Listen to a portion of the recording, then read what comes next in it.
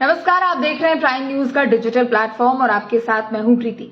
आज हम 2024 को लेकर चर्चा करने वाले हैं। चूंकि देखिए 23 अब लगभग खत्म होने को है, चूंकि आज है 9 दिसंबर और उसके बाद कुछ दिनों के बाद 23 का भी साल ये खत्म हो जाएगा। लेकिन राजनीतिक लिहाज से अगर देखते हैं तो 23 और साथ ही साथ 24 काफी ज्यादा यहाँ पर एक तरीके से कह सकते हैं, आप समझिए कि काफी ज्यादा इंटरेस्टिंग भी होने वाला है। चूंकि देखिए अभी 5 राज्यों के विधानसभा चुनाव संपन्न हुए, लेकिन यहाँ पर अभी काम थमा नहीं है। 5 राज्यों के विधानसभा चुनाव जरूर संपन्न हुए हैं, लेकिन 23 को लेकर अब 24 की भी तैयारी शुरू हो चुकी है। दरअसल इसलिए चूंकि देखिए 2024 का लोकसभा चुनाव शुरू होना है और जब इसकी घोषणा कर दी जाएगी उसके बाद आचार संहिता लागू हो जाएगा और सभी जगहों पर चुनाव की प्रक्रिया भी शुरू हो जाएगी। लेकिन 2024 को लेकर सभी पार्टियां अपनी अपनी सिरों से तैयारी कर रही है।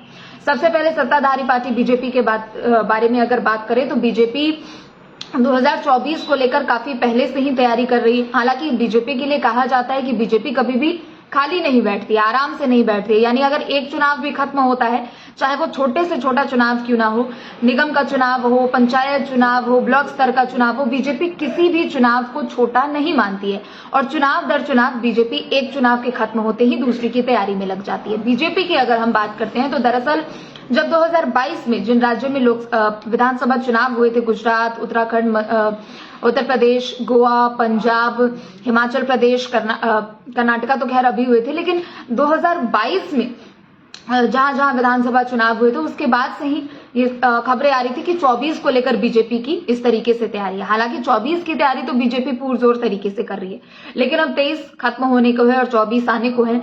ऐसे में बीजेपी अब नए सिरे से रणनीति भी बना रही है और नए सिरे से तैयारी भी कर रही है। दरअसल देखिए रणनीति तो काफी दिनों से बीजेपी बना रही है, जिसके जरिए बीजेपी जनता के बीच जा रही है। विकसित संकल्प भारत यात्रा की शुरुआत की जा चुकी है।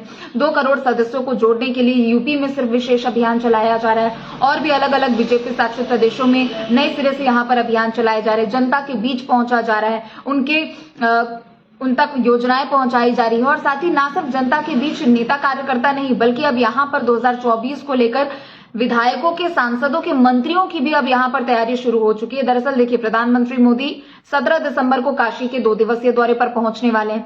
चूंकि काशी उनका संसदीय क्षेत्र है और ऐसे में जब वो काशी में पहुंचेंगे, एक तरफ तो सौगातों की बौछार करेंगे तो दूसरी तरफ कहीं ना कहीं अब 2024 को लेकर वो वहां पर जनता को साधने की कोशिश में जुटेंगे। चूंकि इससे पहले भी पीएम मोदी जहां जहां पर अभी तक पहुंचे हैं 24 के लिहाज से अगर देखा जाए उसे, तो पीएम मोदी जनता को साधने की कोशिश में जुटे हैं। और अभी भी मध्य प्रदेश, छत्तीसगढ़ और राजस्थान में जिस तरीके से बीजेपी ने ये प्रचंड जीत हासिल की है, उसके बाद भी पीएम मोदी गदगद नजर आ रहे हैं। लेकिन पीएम मोदी ने यह भी कहा है कि हमें और आगे के लिए तैयार रहना है और आगे की तैयारी हमें और जोर शोर से करनी है। यहाँ पर पीएम मोदी जब काशी पहुंचेंगे तो यहाँ पर सबसे पहली बात, काशी वासियों को सौगात तो देने ही वाले, लेकिन उसके अलावा पीएम मोदी यहाँ पर मंत्रियों के साथ बैठक करने वाले हैं। काशी क्षेत्र के जो मंत्री होंगे, नेता होंगे, कार्यकर्ता होंगे, विधायक, सांसद जो भी होंगे, सबके साथ पीएम मोदी की यहाँ पर बैठक होने वाली है। निश्चित तौर पर इसमें सीएम योगी भी शामिल होंगे। 24 के लिहाज से अगर देखते हैं तो पीएम मोदी जनता के बीच तो जाने के लिए सभी को कह ही रहे, लेकिन किसका रिपोर्ट कार्ड कैसा है, किसने किस लिहाज से काम किया है, जनता के बीच किसकी कितनी ज्यादा भागीदारी नजर आ रही है, किसने किस तरीके से यहाँ पर अपनी जिम्मेदारी निभाई है, इन सभी चीजों को पीएम मोदी देखने वाले हैं। उसके अलावा अगर हम कांग्रेस की बात करते हैं तो कांग्रेस भी अपनी तैयारियों में जुटी हुई है।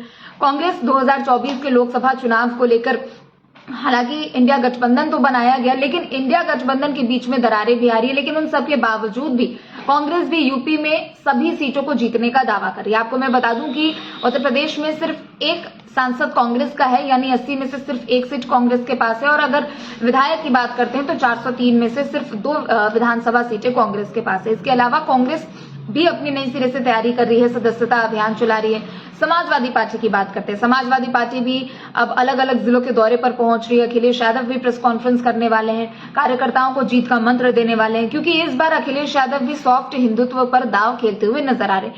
क्योंकि बीते दिनों अखिलेश यादव के अगर हम दौरों को देख लेते हैं तो कहीं ना कहीं वो हिंदुत्व पर फोकस करते हुए इन सभी जिलों में दौरे कर रहे हैं। बसपा की बात कर लेते हैं, बसपा सुप्रीमो मायावती भी लगातार बैठक बुला रही है। वो भी 2024 के मद्देनजर पार्टी के कार्यकारिणी को लेकर यहाँ पर बैठक कर रही है, पार्टी की रणनीति को लेकर बैठक कर रही है। और साथ ही यहाँ पर आरएलजी की भी बात करनी बेहद ज्यादा जरूरी इसलिए है, चूंकि आज जयंत चौधरी बैठक करने वाले हैं लखनऊ में।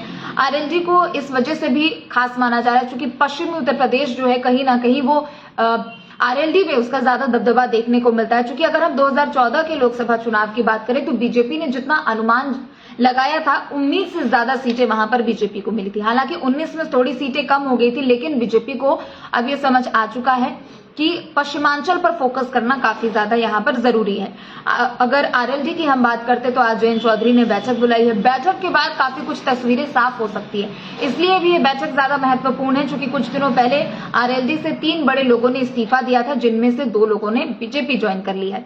बीजेपी ज्वाइन करने का जो सिलसिला है दूसरे पार्टी के नेताओं का वो भी लगातार जारी है, लेकिन आज की ये जो बैठक है, एक तरफ रालोद की, दूसरी तरफ अखिलेश यादव के प्रेस कॉन्फ्रेंस की, तो वहीं अगर बीजेपी की बात करते हैं तो बीजेपी भी सदस्यता अभियान चला रही है, विकसित संकल्प भारत यात्रा चला रही है। तो कहीं ना कहीं चारों खाने से सभी पार्टियां 24 की तैयारी में जुटी हुई है, लेकिन इसका क्या असर जनता के बीच होगा, कौन सी पार्टी कितना जनता के बीच अपना छाप छोड़ेगी, ये तस्वीरें धीरे धीरे साफ होती जाएगी। तो चलिए फिलहाल के लिए इतना ही, बाकी खबरों के लिए आप देखते रहें प्राइम न्यूज। नमस्कार।